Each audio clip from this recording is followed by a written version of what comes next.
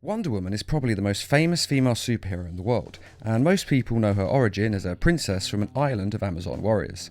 But this video is about the origin of an alternative universe's Wonder Woman, specifically the film Justice League: Gods and Monsters.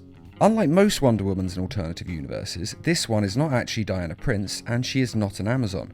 Her name is Bekka, and she is a new god from the planet New Genesis. It's not actually stated in the film what she is the god of, but in the mainstream comics she is the god of love, so we'll assume she is the god of love in this version as well.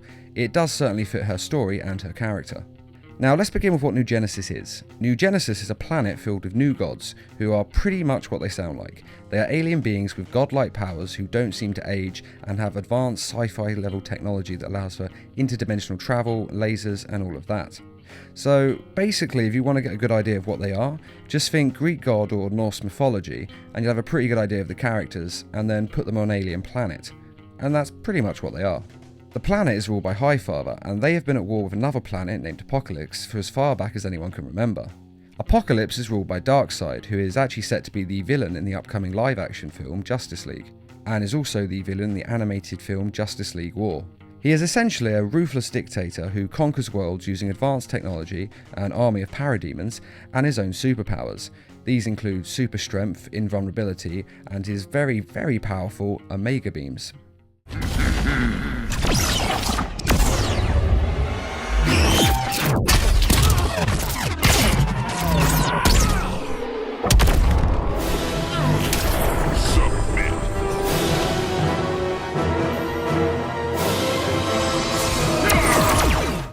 As I've said, these planets were at war with each other for as far back as anyone can remember.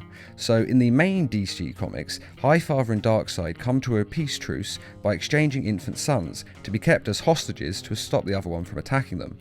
In this version, instead of exchanging sons, the two are forming a truce through marriage. The wife in this marriage is Bekka from New Genesis. The husband is Orion from Apocalypse, and Orion was actually the same son that Darkseid exchanged in the mainstream comics as part of the peace treaty. Bekka, however, is not actually Highfather's child, but is his granddaughter, and the hope is that their marriage will forge a peace between their two worlds. For too long, Darkseid, our worlds have been at war, and now for the first time in a millennium, we can lower our swords.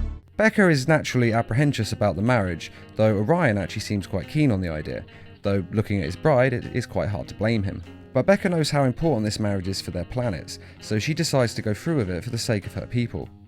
And the night before their wedding, Orion came to see her in her bedchamber. What are you doing here? I wanted to see you. You're not supposed to. You're going to find out I'm not much for rules. He then took her for a night ride across Apocalypse and gave her a gift. A sword forged on Apocalypse that is all but invincible and can cut through seemingly anything. And in the hilt of the sword is a mother box, which enables her to create boom tubes. These are portals that can transport a person to essentially anywhere in the universe in an instant. Fry, bitch.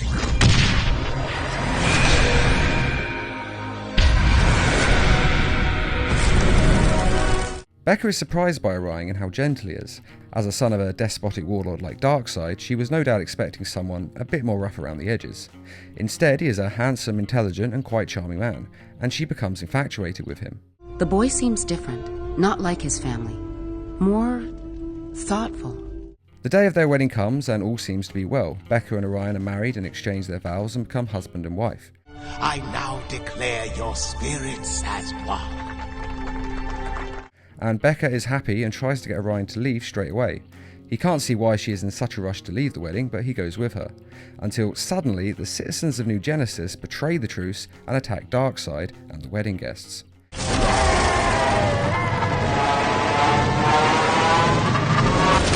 The new gods have hidden weapons all around the wedding's location and slaughter all the guests at the wedding, which are presumably the ruling class of Apocalypse, since this is an important diplomatic marriage. All of this makes it apparent that New Genesis never had any intention of a truce, but was just using it as a smokescreen to launch an invasion and defeat Darkseid and his people once and for all.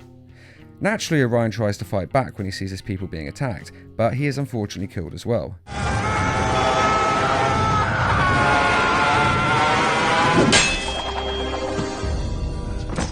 She obviously knew this was the plan all along, and had even asked Highfather to spare Orion. You said he could live. I said I would spare him for you, but not at the expense of the mission. But seeing the death and destruction and knowing her part in it, she wishes she hadn't stayed silent and allowed this to happen. If I had to do it over, I would have warned them all. I would have shouted to the skies. Trust not the monster Highfather, he is mad with power. Because of this, she is attacked by one of the New Genesis warriors. She uses her sword to deflect the attack, however, and then Highfather offers her one last chance at redemption, but she feels she is beyond saving. There is no redemption for me. And so she opens up a boom tube and flees through it. Now, we don't know for sure where she goes at that moment, but we know that she eventually winds up on Earth. She may have come straight to Earth, or she may have travelled more of the universe beforehand. No one knows for sure. But the next time we see her, she is working with Steve Trevor to take down a group of terrorists for the American government. And she is also dating Steve Trevor. You're kidding. Here? Mm-hmm. Am I gonna need a safe word? But this doesn't last and she breaks it off with him and joins the Justice League. This Justice League is made up of 3 members, Batman, Superman and Wonder Woman, but they are all alternate versions of the characters that we know. A link to my videos on these origins is in this video's description. Now, Steve Trevor believes that she is dating Superman, seemingly because they are both beautiful and both have superpowers, so it makes sense for them to be together. After all, if they were in bed together asleep and one of them moved in their sleep, they wouldn't have to worry about breaking that other person's neck with their super strength, so it would be quite useful having a semi-invulnerable or invulnerable partner in bed.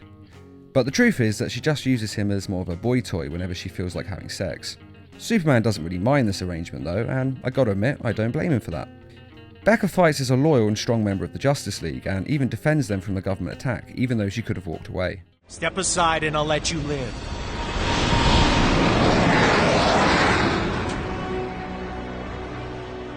Alright, sweetheart. Have it your way. In a way, it mirrors her betrayal of Orion, and she sees this and refuses to back down this time. I've been here before. This time they're gonna have to kill me. And eventually she does decide to return to New Genesis and confront her past. The problems of my past linger in ways yours do not. It's time I went back and faced them. And presumably, if we ever get a sequel to the film, we would find out what happened to her in New Genesis, which would be great because it's probably the best independent DC animated film that's been made in about a decade, and has a unique and refreshing take on all the characters we're more familiar with in the regular DC Comics continuity. As for her powers, they are pretty much the same as the Wonder Woman we all know. She can fly, is semi-invulnerable, and super strong.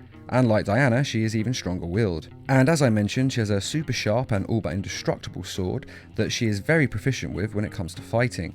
And that is Bekka of New Genesis, the alternate universe's Wonder Woman's origin. This film actually has different origins for most of the DC characters we know, but I'd have to say that the best one has to be Wonder Woman's. I actually much prefer this to the original Wonder Woman's origin. It's a great story of betrayal and much needed redemption, which are always great stories to watch unfold. And I feel that there is more character and depth to this origin than the mainstream Wonder Woman's origin, which probably has to do with the fact that she was originally made as war propaganda. But what do you think? Do you prefer this to the original Wonder Woman, or do you not think it compares at all? Be sure to let us know in the comments, and I'd just like to say a quick thank you to all of you who have donated to the Needlemass Productions page on Patreon. Patreon is a crowdfunding site that lets fans donate to creators in exchange for awards, and is helping us produce more videos for you each week and to raise funds for creating animated adaptations of comic book stories. And as always, thanks for watching, and feel free to subscribe, share, like and comment.